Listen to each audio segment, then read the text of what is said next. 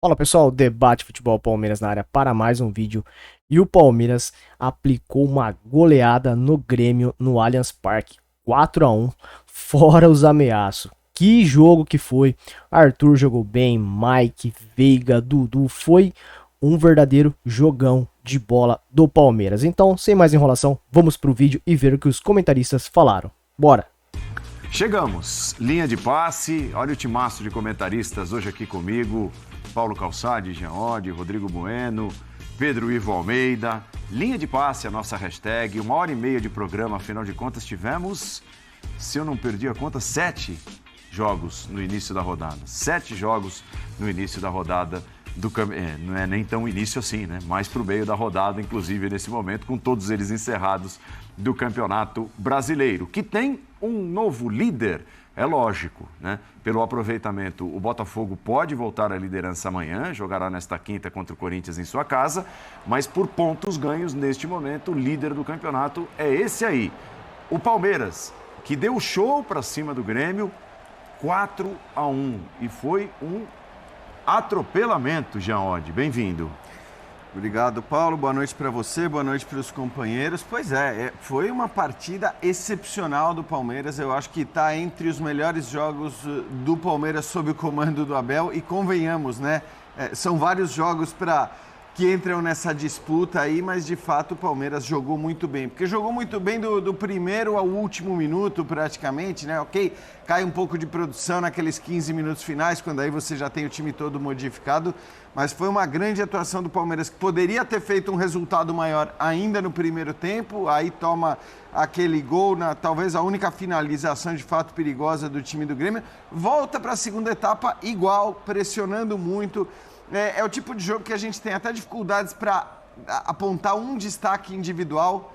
Tamanha quantidade de jogadores que foram bem, então o Mike precisa ser destacado, sim. O Rafael Veiga, o Dudu, são muitos jogadores realmente atuando em alto nível na partida. E um Palmeiras, né, que ao contrário do que muitas vezes acontecia em contextos parecidos até, e digo contexto parecido, o contexto de você sempre precisar poupar os seus jogadores, foi um Palmeiras que fez o primeiro gol e continuou jogando exatamente da mesma maneira. Fez o segundo e continuou jogando da mesma maneira. O terceiro, a mesma coisa. O quarto também. Então foi um Palmeiras com uma fome que durou o jogo todo e de fato, eu acho que 4-1 ficou até barato para o Grêmio, que não conseguiu, apesar da ideia do Renato de montar um time de uma maneira mais defensiva, um jogo mais reativo, realmente não conseguiu em momento algum ser páreo para o Palmeiras, embora tenha terminado o primeiro tempo empatado. Um grande jogo realmente da equipe do Abel. Repito, um dos melhores jogos do Palmeiras sob o comando do treinador português. E olha que foram tantos, hein? Foram muitos bons jogos. Grandes jogos. Tudo bem, Rodrigo? Bem-vindo. Boa noite, Paulo, companheiros, fãs de esporte. Nesse Campeonato Brasileiro, que muita gente prevê um nivelamento, um equilíbrio muito grande, tivemos apenas 2 goleadas na competição até aqui. As 2 do Palmeiras. Palmeiras e Goiás e hoje Palmeiras e Grêmio. Houve um tempo em que muita gente criticava o Abel por ser um pouco defensivista, por não proporcionar espetáculo, jogo bonito, qualidade e tudo mais. O Palmeiras tem 15 gols, ele é disparado o melhor ataque da competição, melhor saldo, tanto que obriga o Botafogo a vencer o Corinthians para retomar a liderança. O empate no jogo do Botafogo mantém o Palmeiras na liderança. São 27 jogos de vencibilidade agora do Palmeiras em casa. E aí tem todo um combo, né? Além do ótimo trabalho do Abel, o grupo do Palmeiras, a comunhão com a torcida, a confiança nesse time. O gramado é sintético, que foi a desculpa para o Luis Soares não jogar nessa partida, né? Vários componentes que fazem do Palmeiras, sobretudo no Allianz, uma fortaleza absurda. A última derrota foi em julho do ano passado para o Atlético Paranaense. E o Palmeiras é aquele time que, se você permitir chegar à liderança e abrir um pouquinho, dificilmente ele perde o título. Essa é a minha impressão. Porque, acima de tudo, né? Ou além de tudo, é um time que apresenta uma solidez absurda, né? O Jean foi cirúrgico ao mencionar o jogo de hoje, mas assim, é um pouco da trajetória recente do Palmeiras. O time faz 1-0, leva o gol de empate, né? Faz 1-0 e continua do mesmo jeito e depois um volume incrível. Poderia ter vencido o primeiro tempo até com mais folga, não venceu e poderia ter vencido com mais folga.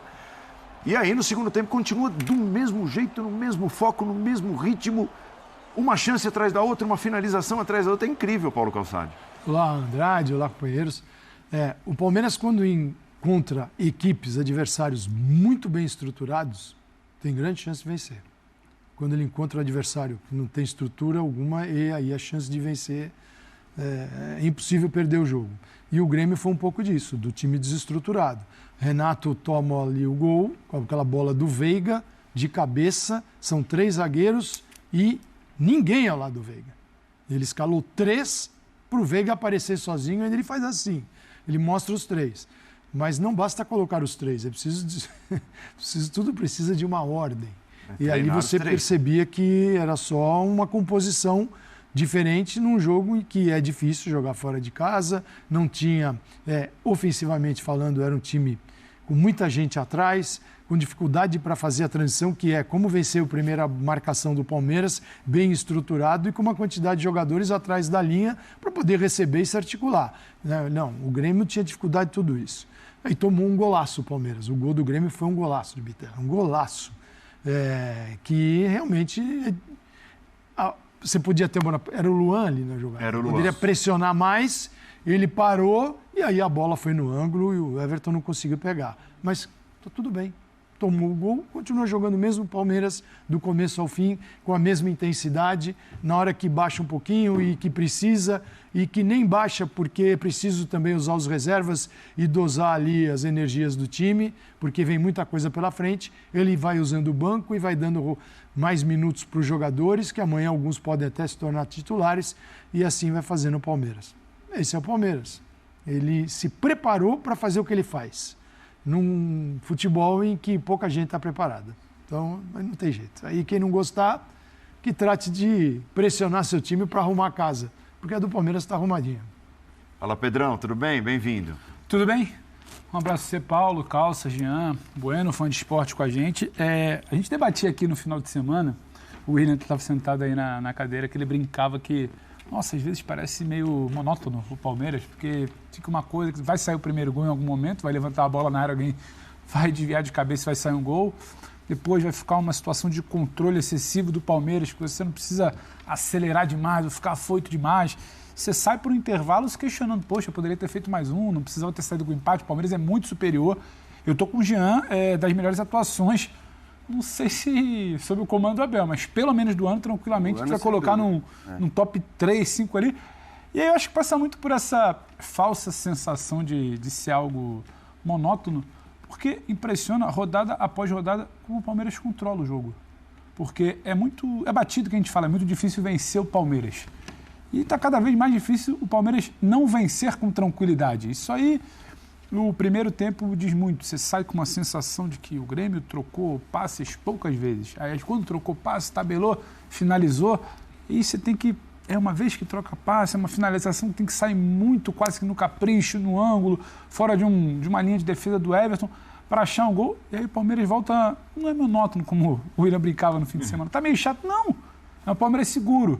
Aí eu volto a falar, ele sabe que tem mecanismos para fazer um segundo, para não desesperar, para entender que tem 45 minutos, para saber que quando ele fizer o segundo, o outro time vai tentar sair em algum momento, e aí vai se abrir de novo como ele gosta, e tem qualidade, e ele olha para quem está chegando, no caso do Arthur, quem está chegando soma muito ao time, então assim, parece que tudo funciona, parece um reloginho, né? Uma engrenagenzinha, você já sabe o que vai acontecer, o Palmeiras vai controlar, o Palmeiras vai dominar, o Palmeiras vai achar o seu gol. E aí o outro lado parece que fica um pouco desesperado. Aí se abre, aí quer tentar jogar. Uma infelicidade do Renato de tentar marcar, tentar um time com mais gente posicionada no campo para brecar o jogo. Não é dele, não é do elenco dele, não é o que ele pensou de futebol desde o início do ano. E ele vai ter muita dificuldade contra um elenco muito bem arrumado. Ele quer marcar, talvez ele não saiba como. O Palmeiras quer jogar e sabe como. E aí entra nessa coisa. É um cenário muito previsível. Que bom para o palmeirense, que bom para o trabalho da comissão do Abel. Não é surpresa, quando você vira no primeiro tempo 1-1, você vira para um segundo tempo, caramba, ficou 4. Sim, constrói, não desespera, não fica afoito, não sai tentando levantar a bola de qualquer jeito, ou batendo de fora da área, ou trocando, ou jogador ansioso. E quando você tira esse peso da ansiedade, Acho que a gente vai falar isso muito quando a gente for tocar no Flamengo. Por que o Flamengo tem tanta qualidade, esbarra em ansiedade na hora de transformar isso em vitória? Você tira o peso da ansiedade, você sabe o que você tem que fazer, não é soberba, não é salto alto. O Palmeiras entra muito leve, muito ciente, muito sabedor do que tem de ser feito em campo. E aí é repetitivo, mas quase o tempo tem o Abel de trabalho, como a coisa é tocada, como os jogadores não se sentem maior que a comissão ou que o clube, como parece que tem sempre um desafio de quem vai encaixar como primeiro volante, onde o Arthur vai entrar, como é que vai ser o Rony agora, o Dudu vira para cá. Então, tem sempre algo novo para ser testado e um cenário que começa a ganhar forma, independente de ser só uma noite, amanhã o Botafogo pode reverter, mas é um Palmeiras muito sólido. A gente olha para o ano passado como é construído o título, é o Palmeiras que perde pouco, cada vez mais difícil de ser enfrentado, e esse ano você vai pela mesma toada. Você está sempre procurando defeito nos outros times, o que não evolui, o que troca, o que está, e o Palmeiras está ali, fazendo dele. Como se fosse um reloginho, uma engrenagem que não enferruja, não roda errado, não perde seu time.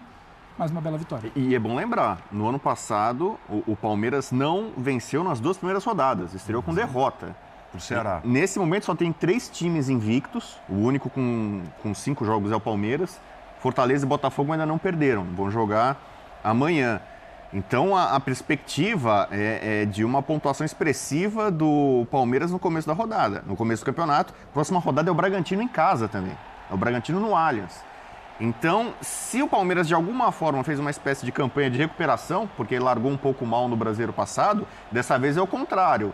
Ele sai como aquele chamado coelho, né? A perspectiva é de uma pontuação expressiva que, segundo dizem, né, no livro do Abel, mais ou menos como no caso do Guardiola, ele fala da importância de uma pontuação expressiva logo na largada da competição. E acho que conseguiu, isso também é muito importante, para um elenco que não é dos elencos mais amplos do futebol brasileiro, passou incólume por ausências importantíssimas.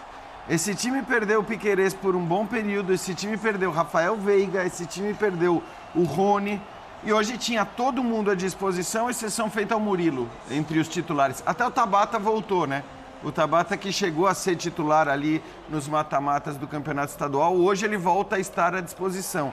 Então também foi importante, acho que para o Abel, conseguir passar por esse período de ausências importantes de jogadores e não ter praticamente prejuízo algum, porque conseguiu o título estadual, né? Mesmo não tendo jogadores importantes ali em algumas partidas do estadual. Na Libertadores conseguiu se recuperar com 2 vitórias depois de uma derrota em que poupou absolutamente todo mundo na estreia. E no Brasileiro está fazendo a campanha que está fazendo. Então acho que é importante. É claro que o Abel vai ter que, como todos os técnicos do futebol brasileiro, vai ter que dosar, vai ter que pensar como vai fazer essa dosagem. Eu acho que no momento que você tem um time tão consistente, um time tão confiável, e acho que o Palmeiras é o time mais confiável do Brasil, consistente. A gente já discutiu o brilho dos bons momentos do Fluminense, o Birner gosta de usar aquele termo perigoso, né, e atribuir o mais perigoso ao Fluminense, mas confiável e sólido, acho que esses adjetivos... E dá para enxergar isso.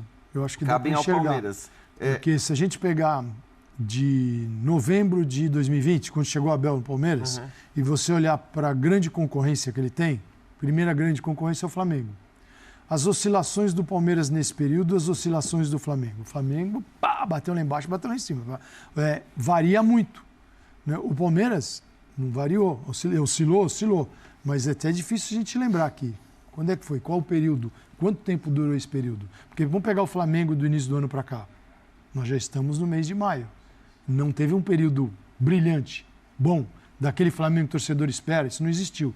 Então é um período de baixa. Qual foi o Palmeiras de 2020 para cá que passou 5 meses mal? Não teve. Não, passa 2 jogos, se muito. E aí já todo mundo estranha e tal. E quando não vence 2 jogos na sequência é porque justamente perdeu 2 jogos na sequência, né? A final com o Água Santa, a primeira, e o jogo da Libertadores na estreia da Libertadores. E aí todo mundo já falou, olha lá, pela primeira vez, perde 2 jogos seguidos e tal. E no fim, ali, quer dizer, num contexto muito específico, depois recuperado. Mas o meu ponto é, o Palmeiras, por ter essa consistência, por ser um time tão confiável, evidentemente, para o Campeonato Brasileiro, ele larga à frente. Vitória muito importante dentro de casa, Palmeiras vencendo, mais 3 pontos e agora tá na liderança e aguarda o jogo de amanhã entre Botafogo e Corinthians. Então, esse foi o vídeo de hoje. Se você gostou, deixe seu like, se inscreva no canal. Assim eu vou trazendo mais vídeos de debates e notícias do Verdão. Até o próximo vídeo.